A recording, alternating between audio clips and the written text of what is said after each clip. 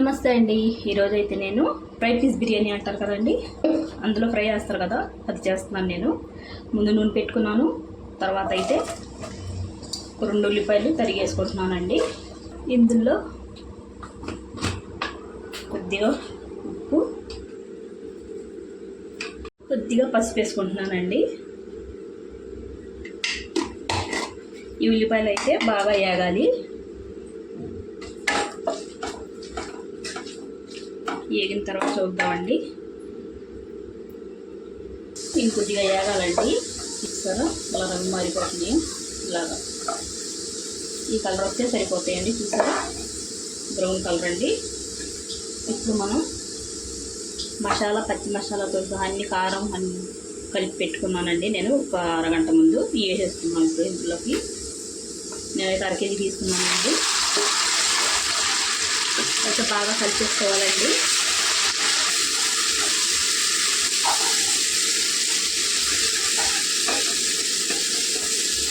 మనం సిమ్లో పెట్టుకొని మూత పెట్టి మెల్లిగా వండుకోవాలండి. అంటే మాంసంలో ఉన్న నీళ్ళన్నీ బయటకు వచ్చేసి ఆ నీటిలోనే ఉడకాలండి. ముక్కలన్నీ బాగాని చాలా టేస్టీగా ఉంటుందండి ఇలా వండుకుంటే. ఎప్పుడు చికెన్ ఫ్రై చూసారా మొక్కలు అంతా కలిసిపోయింది. ఇలా కలిసిపోయిన తర్వాత మూత పెట్టి మనం సిమ్లో పెట్టి వండుకుందాం. మధ్యలో మీకు చూపిస్తూ ఉంటానండి. చూడండి ఎలా ఉడుకుతుందో. సిమ్లో పెట్టుకుంటే ఇంకా బాగా ఉడుకుతుందండి. మనకి మెత్తగానే ఎప్పుడు కూడా చాలా టేస్టీగా ఉంటుంది.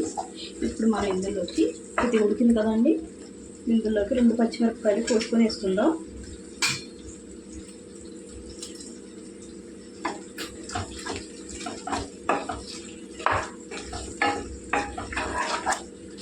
ఎంత మెల్లిగా ఉంటుంటే అంత బాగా ఉడుకుతుందండి. ముక్క కూడా లోపల నుంచి ఉడికి బాగా మనకి మసాలా, ఉప్పు, కారం బాగా పడతాయి ముక్కలకి. చాలా టేస్టీగా ఉంటుంది. మూత పెట్టి వండుకోమండి. 2-3 నిమిషాలు ఉడకనిద్దామండి.